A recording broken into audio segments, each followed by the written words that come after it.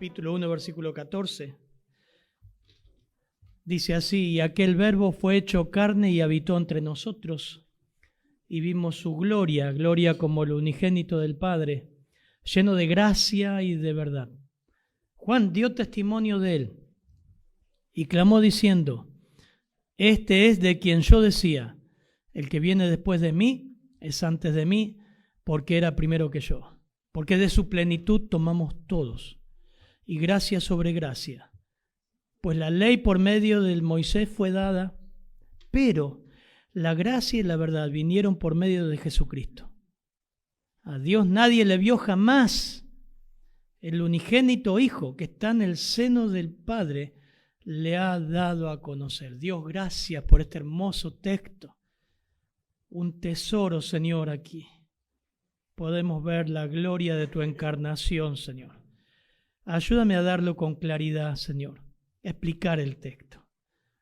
Señor, tú aplícalo conforme a tu santa y divina voluntad. Hay gente que nos está escuchando que no sabemos de dónde, Señor. Oramos para que tú le traigas a ti para salvación. Oramos por los creyentes para que sean ministrados, edificados, animados, Señor. Te damos gracias, Señor. Pedimos tu guía. En tu nombre. Amén, Señor. Muy bien, la gloria, este es el tema de este texto del versículo 14 al 18. Obviamente que no se desprende de lo que viene hablando el apóstol Juan y de la esencia del libro, que es netamente evangelístico. Pero llegamos a uno de los misterios más grandes de la fe cristiana. Por eso el tema es la gloria del Verbo en la encarnación. Nosotros nos fijamos en los versículos anteriores, que aunque en el mundo estaba y aunque el mundo por él fue hecho, no le recibió. Eso dice el versículo 12, ¿no? Mas a todos los que le recibieron, le dio derecho de ser hijo de Dios. Sin embargo, él manifestó su amor en medio de este mundo ingrato. Y la forma con que lo hizo fue tomar forma humana. Desde el ámbito infinito del deleite eterno en la misma presencia del Padre, accedió a descender a este mundo de miseria y poner su tienda por un tiempo entre hombres pecadores. Así que es muy importante este texto, porque en los primeros 5 siglos de la iglesia primitiva defendió la doctrina verdadera de la encarnación de Cristo. Durante ese tiempo se plantearon muchas ideas. Se examinaron y rechazaron muchas enseñanzas erróneas acerca de la humanidad de Cristo, lo que se llama la unión hipostática de Cristo. La unión de Cristo en 2 naturalezas, humana y divina, 100% hombre y 100% Dios.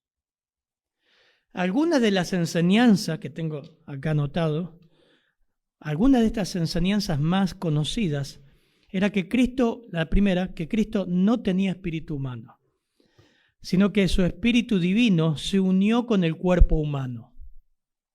La segunda es que el espíritu de Cristo entró en el Jesús hombre en el momento del bautismo y lo dejó antes de la crucifixión.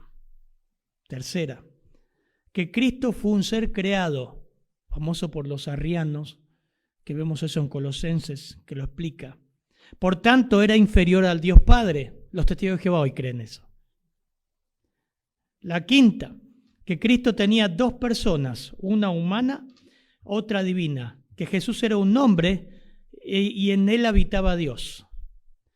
Bueno, es interesante cómo Satanás, en forma astuta, quiso meter distintos argumentos erróneos en nada más y nada menos que en la persona de Cristo. Y esto usted lo puede estudiar.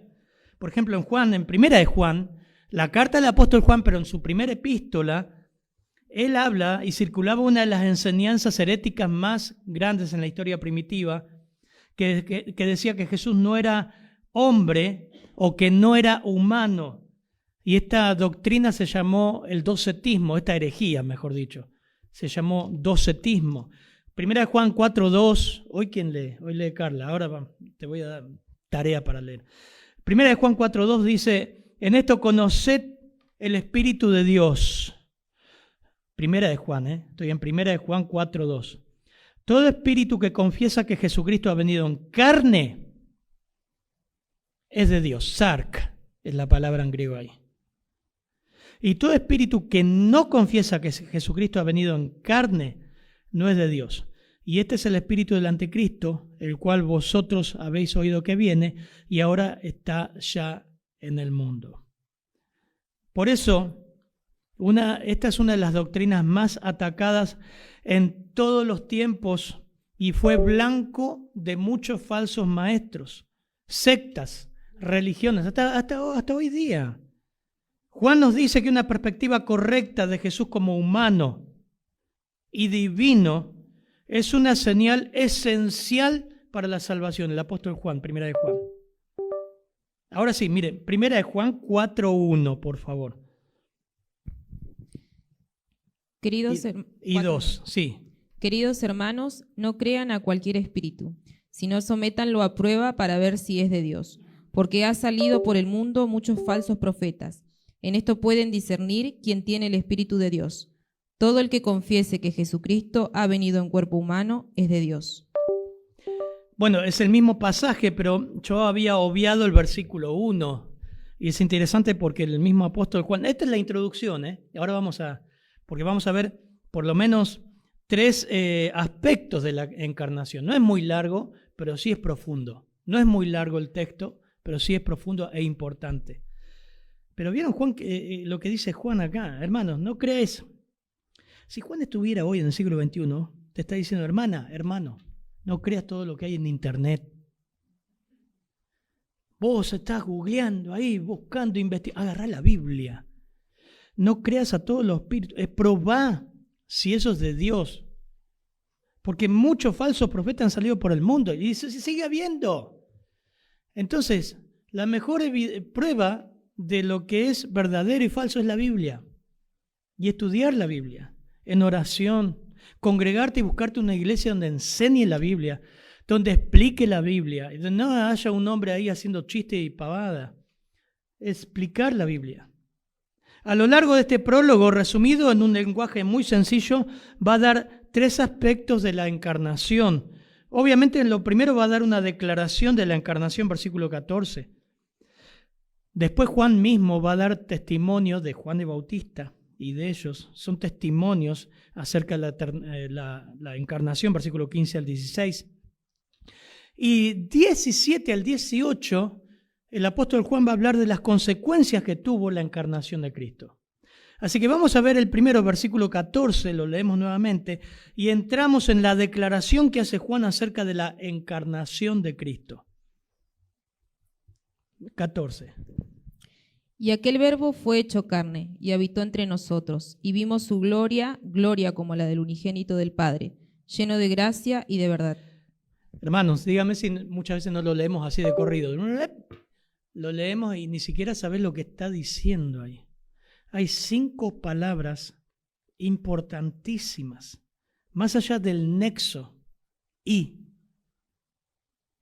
versículo 14 dice, aquel verbo, desde el versículo 1, viene hablando del verbo. Y el versículo 17 es la primera vez que Juan pasa de verbo a Jesucristo. Así que viene hablando del verbo, y aquel verbo fue hecho carne. 5 palabras que expresan el hecho real de que Dios asumió humanidad en la encarnación. Lo infinito se hizo finito. La eternidad entró en el tiempo. Lo invisible se hizo visible, ¿entendés? 5 palabras. El verbo fue hecho carne. Bueno, tenés que escuchar las otras predicaciones para ver todo lo que vimos del verbo y cómo Juan entra con los de plancha diciendo en el principio, era el verbo. Amy, ¿se acuerdan? Siempre fue el verbo, siempre existió. Pero en este momento, ese verbo que siempre existió en la eternidad, tomó carne, tomó forma humana. Colosenses 1:15 dice, Él es la imagen del Dios invisible, el primogénito de toda creación. O sea, el Creador entró en su creación. El Verbo eterno, introducido como coexistente con Dios, aquí llega a participar plenamente de la naturaleza humana. El agente de la creación llega a ser una criatura. Por eso, la importancia de que usted, a través de forma sencilla, entienda que Jesús fue hecho hombre. Cuando decimos fue hecho hombre, no significa que dejó de ser el Verbo eterno. ¿Se acuerdan la mujer de Lot en Génesis 19? En un momento fue la mujer de Lot, pero de un momento a otro, porque desobedeció y miró atrás, se convirtió en Doña Salusal. En sal, ya no fue la mujer de Lot, murió. Bueno, para tomar eso, para que ustedes entiendan, no fue así con Cristo, no fue que ahora dejó de ser Dios y se transformó en humano. Eso no fue.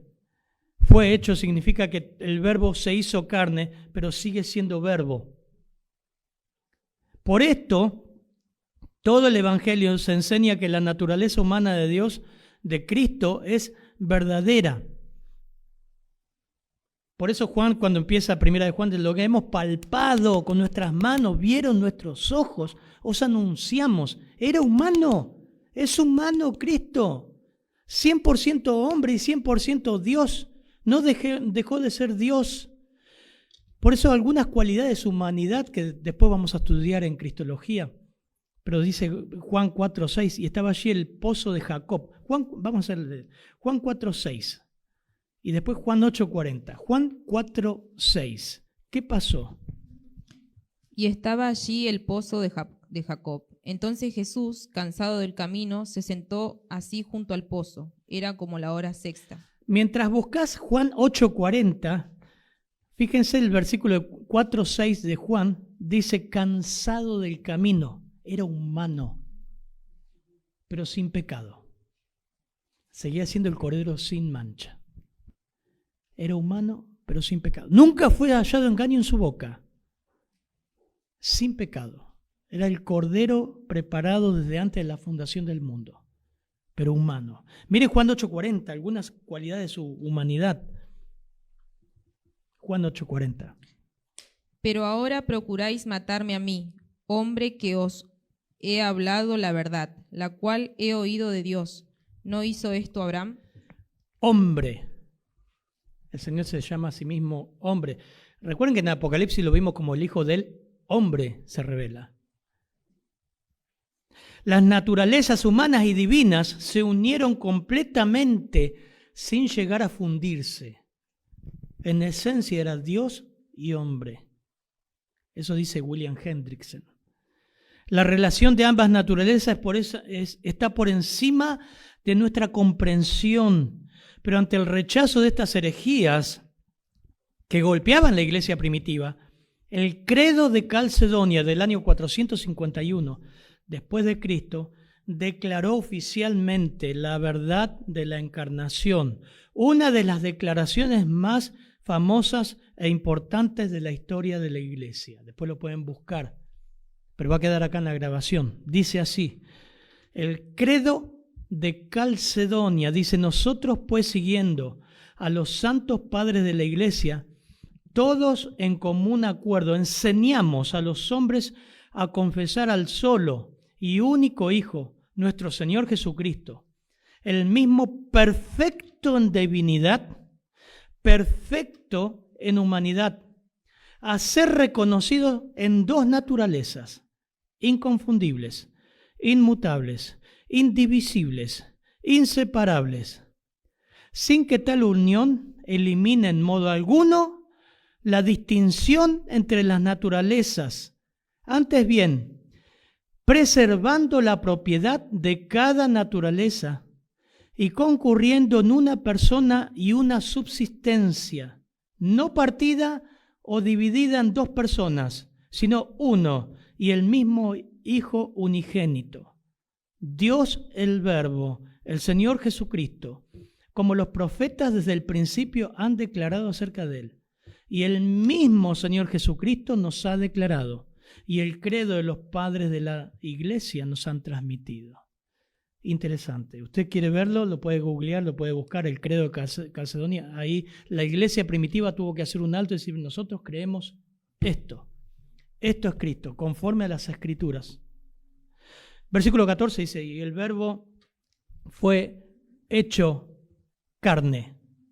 Este término describe un nuevo modo de ser para el verbo y significa la naturaleza humana en su expresión corporal. No dice cuerpo, soma, dice carne. Él llegó a ser carne, no meramente vistiéndose de un manto de carne. Juan escoge esta expresión como la forma más categórica para refutar la herejía docética que negaba la realidad de que Jesús no era hombre, era una energía, era un ente, era un espíritu. Vamos a leer algunas de 1 de Juan capítulo 1, versículo 1, donde Juan es contundente ahí. 1 de Juan, la carta de 1 de Juan, las cartas de Juan, la primera carta, 1:1, a ver si lo tiene Carla, yo lo sigo acá. Lo que era 1:1. Lo que existía desde el principio, lo que hemos oído, lo que hemos visto con nuestros ojos, lo que hemos contemplado y lo que han palpado nuestras manos, acerca del verbo de vida. Porque la vida fue manifestada y la hemos visto. Y testificamos y os anunciamos la vida eterna, la cual estaba con el Padre y se nos manifestó. 4:2 de 1 de Juan. Sigue con el tema, se fue acrecentando este problema. 4:2. En esto, dice capítulo 4, versículo 2. Sí, Carla. En esto conoced el Espíritu de Dios. Todo espíritu que confiesa que Jesucristo ha venido en carne es de Dios. Segunda de Juan 7. Porque muchos engañadores han salido por el mundo que no confiesan que Jesucristo ha venido en carne. Quien esto hace es el engañador y es el anticristo. Miren cómo se fue expandiendo las mentiras y lo que cierne en torno a la persona de Cristo. Dice, y habitó entre nosotros, versículo 14. La idea, la frase está cargada de un significado teológico. La palabra habitó significa skeno, y significa tabernaculizó o moró en un tabernáculo.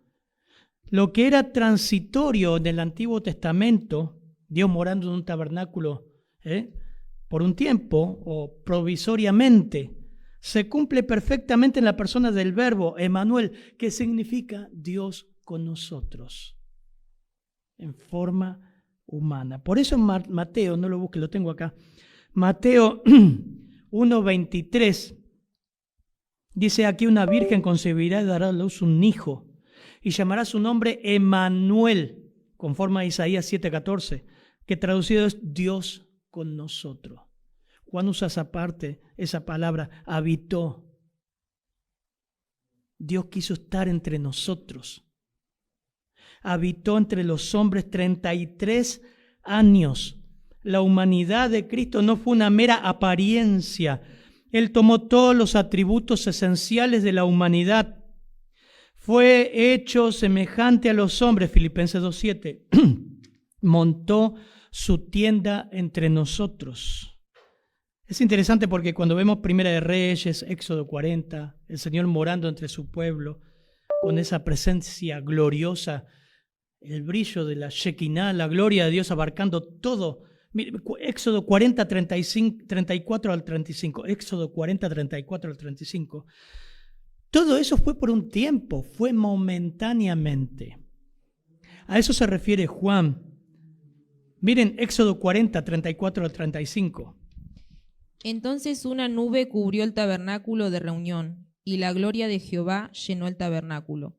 Y no podía Moisés entrar en el tabernáculo de reunión, porque la nube estaba sobre él, y la gloria de Jehová lo llenaba. De ahí nos va llevando Juan a decir, bueno, ahora ese tabernáculo, esa gloria está en Cristo.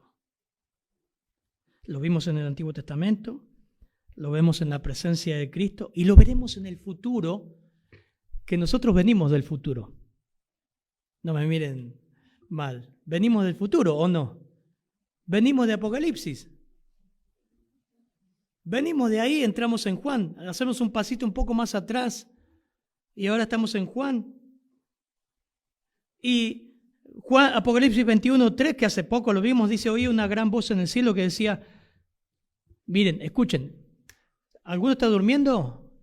Cabeza, tronco o rodilla a pie. Miren lo que dice Apocalipsis 21, que lo vimos hace poco.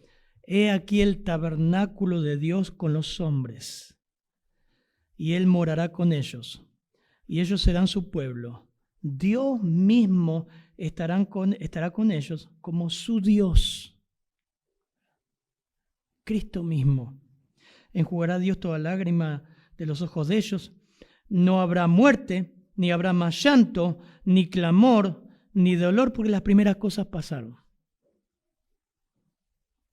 Cristo estará eternamente morando con nosotros.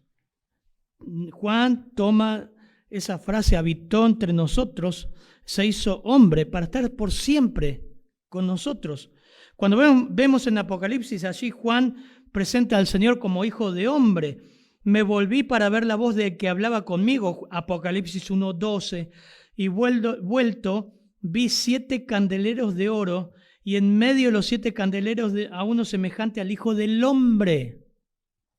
Porque en el cielo el Señor sigue teniendo cuerpo humano, es humano glorificado. Así que aunque está revestido de gran gloria y poder, y su aparición hace que Juan caiga a sus pies lleno de admiración, él promete, como en Mateo 26:29, que está acá, dice, él promete que un día beberá el nuevo fruto de la vid con sus discípulos en el reino de su Padre. También nos invita a una gran fiesta de bodas en el cielo. Apocalipsis 19:9 dice, Cristo seguirá ejerciendo para siempre los oficios de profeta, sacerdote y rey, y todos ellos llevados a cabo en virtud de lo que Dios es, y Dios ha sido siempre. Hermoso, todo esto indica que Jesús no se hizo hombre por un tiempo, sino que su naturaleza humana quedó unida con Cristo, con el Verbo, para siempre. Vive para siempre, no solamente como el eterno Hijo de Dios, en la segunda persona de la Trinidad, sino como Jesús, el hombre que nació de María y como Mesías y Salvador de las personas. Permanecerá a partir de ese momento que se humanó, para siempre, completamente Dios, hombre, en una sola persona. Ustedes dicen, ya lo sabemos, pastor, esta doctrina ha sido manipulada y es manipulada hoy día también. Versículo 14 dice, lo leemos nuevamente, por favor, y vimos... Y aquel Verbo fue hecho carne y habitó entre nosotros, y vimos su gloria, gloria como la del unigénito del Padre, lleno de gracia y de verdad. Vieron que el versículo 14 ahí tiene un paréntesis, que Juan dice, y vimos su gloria, gloria como el unigénito del Padre. Esto es un tesoro, hermanos. Y ahí en el paréntesis dice, vimos, la palabra es contemplamos su gloria. La Shekinah, aunque no está en la Biblia la palabra, frecuentemente en los escritos judíos y cristianos se encuentra el término Shekinah, que es la gloria de Dios morando entre los hombres. Su morada entre los hombres se efectuó en la carne de Jesús. Juan pudo testificar que ellos mismos habían visto con sus propios ojos la Shekinah de Dios en la carne, en la persona de Cristo. No en ese esplendor que leyó la hermana recién de Éxodo. Contemplamos, es hermosa esta palabra, theomai, significa una vista con los ojos físicos. El verbo habla de una contemplación calma, continua, de un objeto que permanece ante el espectador. O sea que Juan continuamente miraba y dice, es Dios en cuerpo humano. Es glorioso, es el Señor. Imagínense cuando lo vio transfigurado. Imaginen eso. Juan está relatando acá a sus 75 años diciendo, nosotros pudimos contemplar, y después lo hace más intenso en 1 Juan, palpar nuestras manos. El verbo es el verbo eterno. Nosotros lo tocamos. Nosotros hablamos, comimos con Él. Nos enseñó, nos habló, nos animó. Vimos su gloria. Esa es la palabra contemplar ahí. Juan consideraba que los milagros revelaban la gloria de Cristo. Lo vamos a ver en Juan capítulo 2, versículo 11. Juan 11, cuando resucita a Lázaro, revela la gloria de Cristo, resucitando un muerto. Pero en un sentido más profundo, es la vergüenza de la cruz que manifiesta la verdadera gloria. Algo increíble, ¿no? La gloria de Dios se manifiesta en la cruz. Morris, un comentarista, dice, la verdadera gloria de Cristo no consistía en el esplendor exterior, sino en su bajeza, en su humildad, con que el Hijo de Dios vivía entre los hombres y sufrió a favor de ellos. ¿Quieren apoyo escritural? Miren, Juan 12, 23 al 26. Juan 12, pastor, lo que está diciendo es bíblico. Juan 12, 23 al 23. San Juan 12, 23 al 26. Jesús les respondió diciendo, ha llegado la hora para que el Hijo del Hombre sea glorificado. De cierto os digo, que si el grano de trigo no cae en tierra y muere, queda solo, pero si muere, lleva muchos frutos. El que ama su vida la perderá, y el que aborrece su vida en este mundo, para vida eterna la guardará. Si alguno me sirve, sígame, y donde yo estuviere, allí también estará mi servidor. Si alguno me sirviere, mi Padre lo honrará. Lo que leyó Carla recién de Juan 12, 23 al 26, dice, ha llegado la hora que el Hijo del Hombre sea glorificado. ¿Dónde? En la cruz. Otro versículo. Juan 13, 31. El Señor lo dice claramente. Entonces cuando hubo salido, dijo Jesús, ahora es glorificado el Hijo del Hombre y Dios es glorificado en él. Ahora es glorificado el Hijo del Hombre y Dios es glorificado en él. Todas las maneras en que Dios moró revelando su gloria entre su pueblo en el Antiguo Testamento habían sido transitorias e incompletas, pero todas ellas ahora son cumplidas y superadas por el Verbo hecho carne. Y agrega Juan, dice, y también no solamente vimos o contemplamos su gloria como el unigénito del Padre, sino también lleno de gracia y verdad. Lleno de gracia y verdad. Y nos preguntamos, Juan, ¿por qué decís esto? ¿Por qué decís lleno de gracia y de verdad? Y realmente, si vos empezás a leer y vamos a ir viendo pasaje por pasaje las entrevistas o la agenda de Jesús, los encuentros de Jesús con las personas, siempre que Jesús hablaba, sus mensajes estaban llenos de favor inmerecido, llenos del Evangelio, llenos de verdades y profundidades espirituales. Profundidad espiritual. Cada encuentro con una persona no fue casual o que fue así porque sí. Cada encuentro el Señor hablaba de verdades espirituales. Es más, sus milagros y aún su misma muerte, estando allí, dice la Biblia, no abrió su boca. Como cordero fue llevado al matadero. Y cuando le estaban crucificando y burlándose de él y rifando sus ropas, él dijo, perdónalos, Padre, porque no saben lo que hacen. ¿Quién estaba ahí escuchando eso? ¿Quién estaba? Juan, lleno de gracia y de verdad. Precioso, precioso. Hermano, entre paréntesis, chiquitito. ¿Qué nos distingue cuando hablamos con las personas entre creyentes o con incrédulos? ¿Podría distinguirnos que estamos llenos de gracia y de verdad? Nuestras conversaciones. con nuestros hijos, con nuestros parientes. Una pequeña aplicación, ¿no? Cerramos paréntesis. Juan termina diciendo aquí, en su primer elemento, declaración de que el Señor era hombre y lleno de gracia y de verdad. Nosotros contemplamos su gloria, la vimos, y su gloria se reflejó en que se encarnó, se hizo humano. Sus conversaciones estaban saturadas de gracia y de verdad. Pero no solamente, Juan cita ahora el testimonio, y el testimonio de Juan y el testimonio de él. 15 y 16, por favor.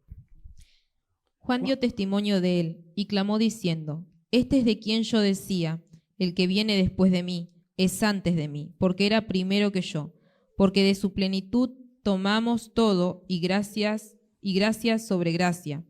Bien, el verbo dio ahí parece que estuviera en tiempo presente, pero en realidad está hablando como si Juan estuviera vivo. Ya no estaba vivo, Juan el Bautista estamos hablando. Pero está tomando Juan el Evangelista el testimonio de Juan el Bautista. Dice, este es quien, eso decía Juan el Bautista, este es quien yo decía, el que viene después de mí es antes de mí, porque era primero que yo. Un testigo de Cristo fue Juan el Bautista. Y en realidad estaba diciendo una verdad, porque estaba reconociendo la inferioridad. Juan el Evangelista está reconociendo la inferioridad de Juan el Bautista ante Cristo, porque todavía había discípulos de Juan el Bautista que seguían el ministerio de Juan el Bautista, pero no seguían a Cristo. Y Juan el Evangelista está diciendo, en realidad, Cristo es superior a Juan el Bautista. Y él está diciendo, este es quien yo decía, el que viene después de mí, esa es la declaración de Juan el Bautista, es antes de mí porque era primero que yo. Parece un trabalengua, pero en realidad Jesús vino después de Juan. O sea, nació 6 meses después de Juan el Bautista. Y empezó su ministerio después de Juan el Bautista. Pero lo que está diciendo Juan el Bautista, que es antes de mí, porque era primero que yo, que es el Verbo eterno. Es la misma declaración que hace el Señor en Juan 8:58, que dice, de cierto os digo, antes que Abraham fuese, yo soy. Y que tomaron piedras para matarle. ¿Cómo estás diciendo que tú eres antes de Abraham? Ni aún tiene 30 años. Juan el Bautista sabía la diferencia que existía entre él y el Señor. Él fue un testigo y da testimonio de eso. Es un contraste muy, muy marcado entre lo finito y lo infinito, entre lo temporal y lo eterno, entre la luz original, como vimos, y el reflejo de la luna. Los derechos de antigüedad no pertenecían a Juan, sino a Cristo. Su categoría de poder y gloria estaba por encima de Juan. Por eso Juan el Evangelista cita a Juan y lo cita como testimonio y testigo de la humanidad de Cristo. Marcos 1:7 dice, y predicaba diciendo Juan el Bautista, Marcos 1:7, viene tras de mí el que es más poderoso que yo, a quien no soy digno de desatar encorvado la correa a su calzado. Nadie puede decir que Juan era un soberbio, un orgulloso y que se le subió la chapa a la cabeza. Pero la gente lo buscó y lo empezó a seguir más a él que al Señor. Mateo 3:13 dice, entonces Jesús vino de Galilea a Juan al Jordán para ser bautizado por él, mas Juan, Mateo 3:14, se le oponía diciendo, no, Señor, yo necesito ser bautizado por ti y tú vienes a mí. Pero Jesús le respondió, deja ahora, porque así conviene que cumplamos toda justicia. Entonces le dejó. Qué humildad, ¿no? Qué contraste. Yo creo, otro paréntesis, chiquitito. Yo creo que lo perdemos, hermano, hoy. Los pastores, los creyentes. Miren 1 Corintios 3, versículos 5 al 7. Pablo tenía en cuenta eso. Y él dice que Dios permitió un aguijón en su carne que le abofetee para que no se exaltase. Pero en 1 Corintios 3, versículos 5 al 7, el apóstol Pablo declara una verdad importante que todos nosotros tenemos que tener siempre en el corazón y en mente cuando desarrollamos un ministerio. ¿Qué pues es Pablo? ¿Qué es Apolos? Servidores por medio de los cuales habéis creído. Y esto según lo que a cada uno concedió el Señor. O sea que ni eso. Nosotros fuimos servidores, pero el Señor guió todo. Versículo 6 dice, yo planté, Apolos regó, pero el crecimiento lo ha dado Dios. Punto. Seguido. Versículo 7. Así que ni el que planta es algo, ni el que riega. No, pero yo regué esto. Yo hice la obra acá. Yo hace tanto que estoy haciendo esto con estos hermanos. O en San Miguel. La verdad que me lo deben. No. Pablo está diciendo totalmente lo contrario. No es nada. Dice, ¿qué Pablo? Yo planté, Apolo regó, el crecimiento lo ha dado Dios. Así que ni el que planta es algo, ni el que riega. A ver, hermano, ¿entendés eso? Estamos viendo lo de Juan. ¿Entendés eso? En algún momento vas a servir al Señor. Cuidado de eso. No tenés ningún derecho. Yo no tengo ningún derecho. Por gracia somos salvos y por gracia estamos sirviendo. No lo merecemos. No hay derechos en la obra de Dios. Y Pablo declara eso. Miren lo que termina diciendo. Así que ni el que planta es algo, ni el que riega, sino Dios que da el crecimiento. Y el que planta y el que riega son una misma cosa. Aunque cada uno, ese es el aliciente, eso es lo hermoso, recibirá recompensa conforme a su labor. Pero cuidado la motivación. Juan la tenía clara y Juan el evangelista lo cita como ejemplo y como testimonio de la humanidad de Cristo, que estuvo ahí. Juan participó de ver al Señor. Y los creyentes, porque el versículo 16 dice, porque de su plenitud tomamos todos. Y gracia sobre gracia. Ahora el autor testifica que él, como tantos creyentes, recibieron los frutos de la plenitud de Cristo. Gracia sobre gracia. Habla de un suministro incesante de gracia, un flujo continuo. Cuando recibimos el favor inmerecido de Dios, de parte de Dios, y luego otro, y luego otro, y luego otro, y luego otro. El flujo inmerecido de la gracia de Dios. Inmerecido, ilimitado, es un suministro continuo que sustituye el anterior. Te prolongué mi misericordia. Gracia, gracia, gracia. Él provee constantemente para las necesidades nuestras, no solamente materiales, sino espirituales. De su plenitud tomamos todos. Y es interesante porque la palabra tomamos todos parece que está hablando de un presente continuo. ¿Lo ven ahí? Versículo 16. Pero está en aoristo. Eso quiere decir que es algo que ocurrió en el pasado. El Señor nos llenó y nos colmó de gracia en el momento de la salvación. En el momento que abrazaste a Cristo, te dio todo. Todo. No es que si vos servís al Señor mejor, y si yo tengo mejores principios al servir al Señor, Dios me va a bendecir más que a este hermano.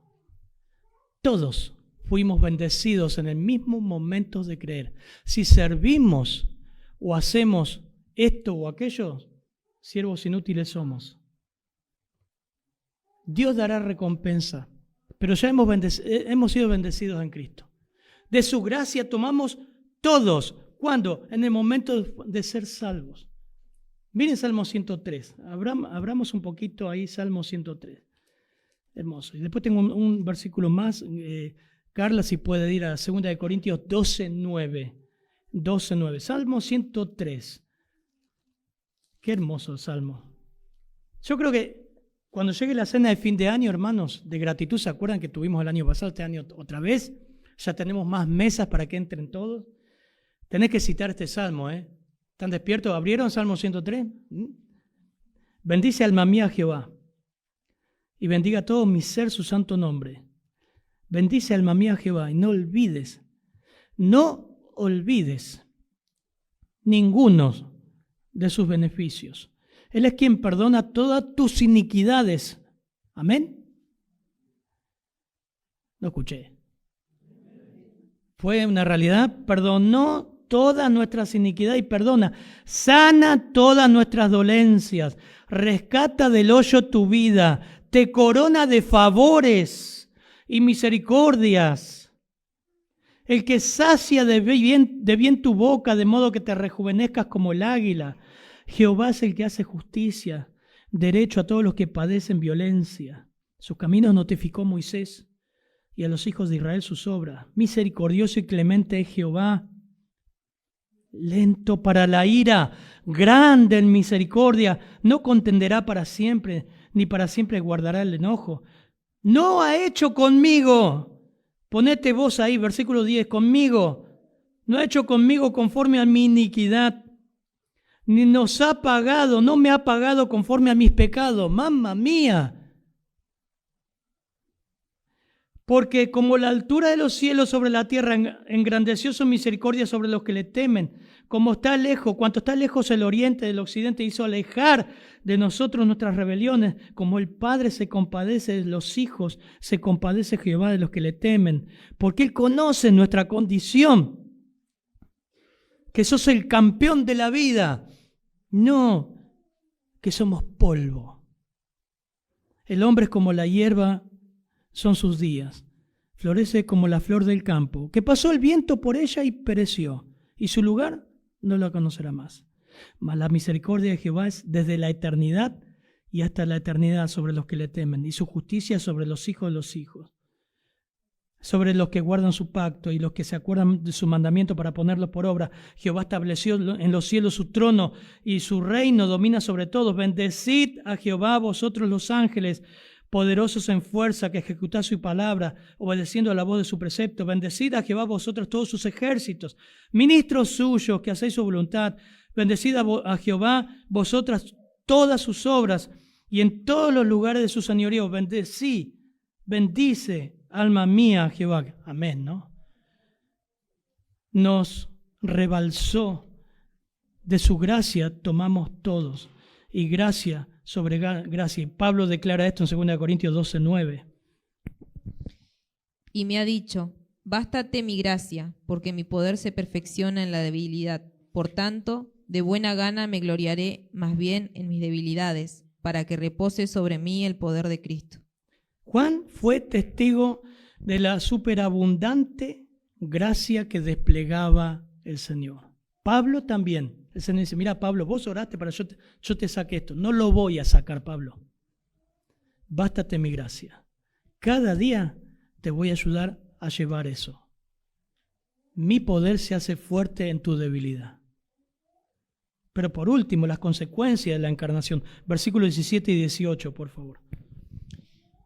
Pues la ley por medio de Moisés fue dada, pero la gracia y la verdad vinieron por medio de Jesucristo. A Dios nadie le vio jamás. El unigénito Hijo, que está en el seno del Padre, Él le ha dado a conocer. Antes de avanzar y estás escuchando este mensaje, vos decís que habla de gracia. ¿Sabés qué es gracia? Favor inmerecido. Vos no te mereces el favor de Dios, yo tampoco. No merecemos el favor de Dios. Y Dios dio el más rico favor, que no nos manda al infierno. Mas Dios muestra su amor para con nosotros en que, siendo pecadores, Cristo murió por nosotros. Por gracia sois salvos por medio de la fe, y esto no de ustedes. Gracia sobre gracia.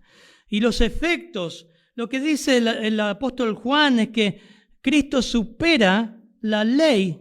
La ley por medio de Moisés fue dada, pero la gracia y la verdad vinieron por medio de Jesucristo. El autor tiene en mente no solamente el Pentateuco, sino todo el Antiguo Testamento, todo el judaísmo, y tiene en mente también el cristianismo. Por la ley dada a Moisés, estaba limitada.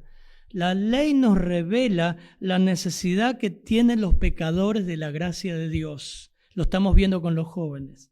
La ley, dijo Pablo, ha sido nuestro ayo para llevarnos a Cristo a fin de que fuéramos justificados por la fe.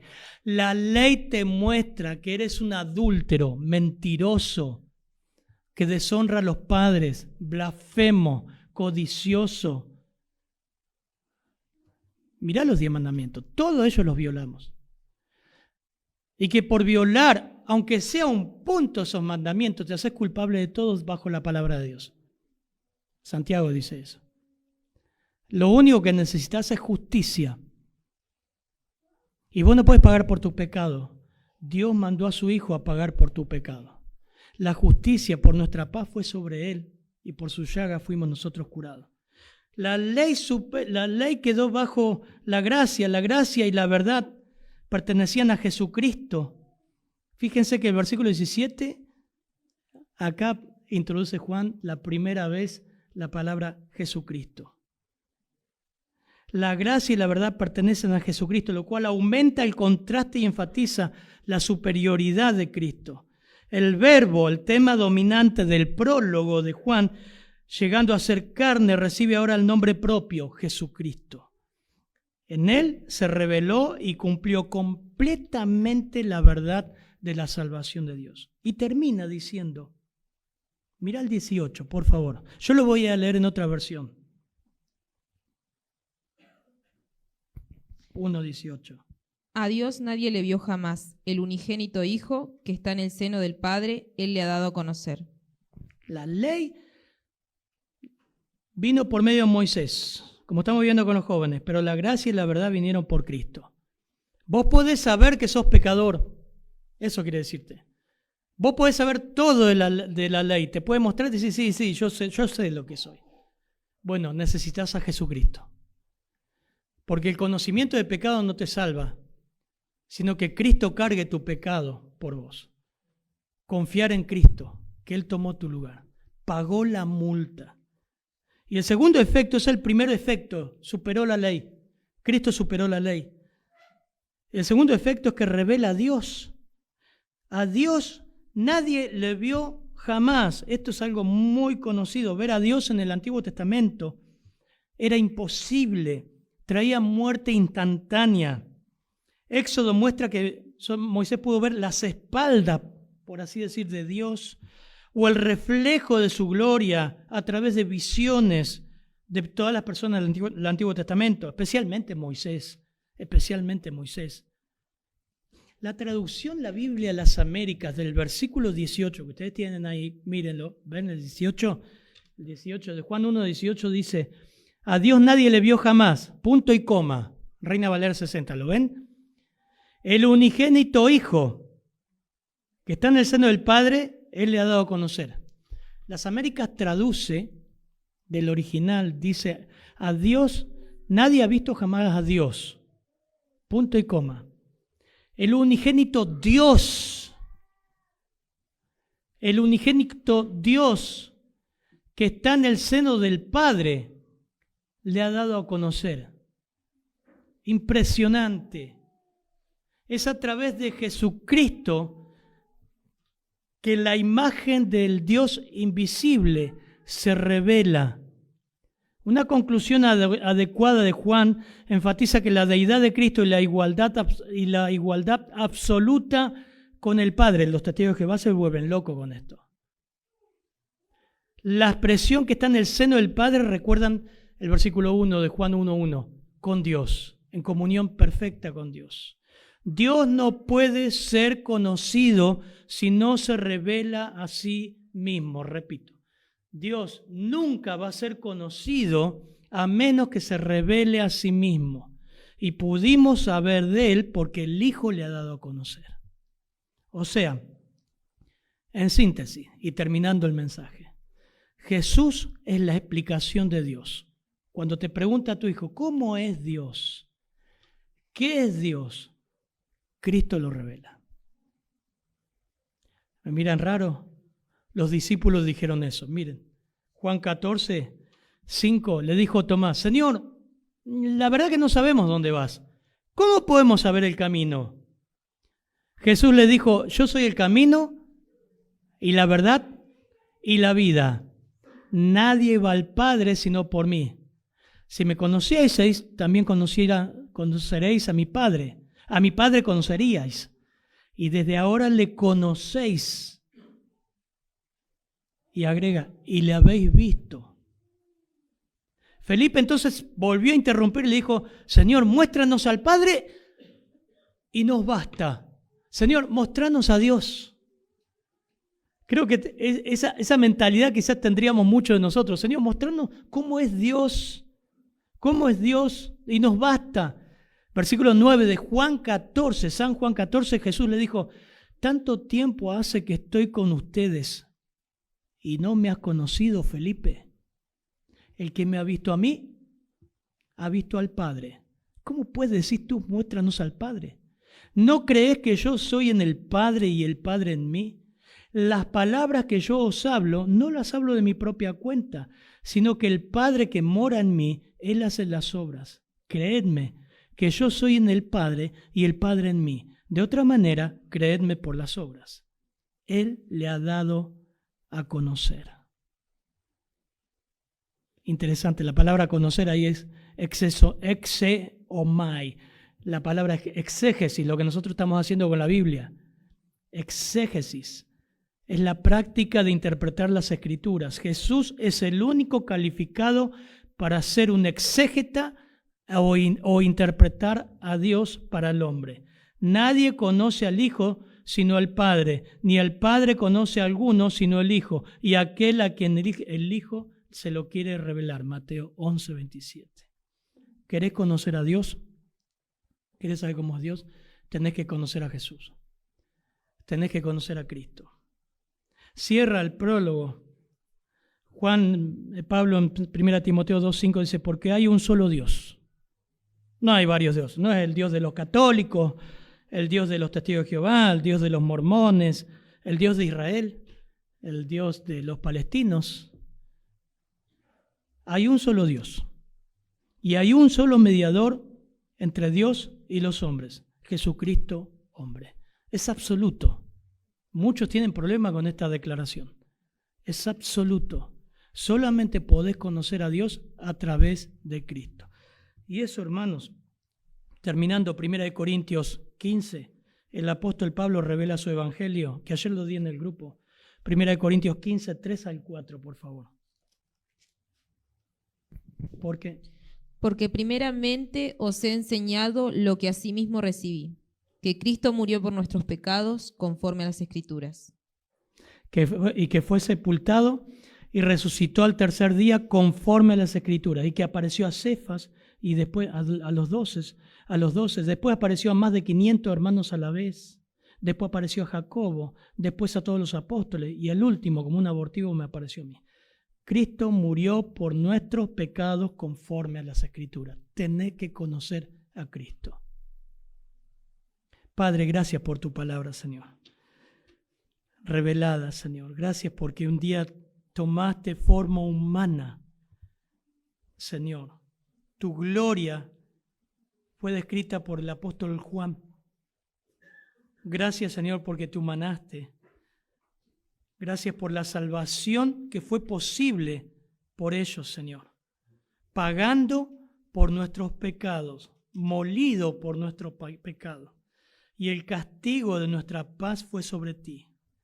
Gracias, Señor, por el Evangelio. Ayuda a que los que están escuchando, Señor, tú puedas atraerlos hacia el Evangelio, puedan entender su pecaminosidad y puedan ir a Cristo como aquel que provee, solamente el único que puede proveer paz con Dios a través de su sangre. En tu nombre. Amén.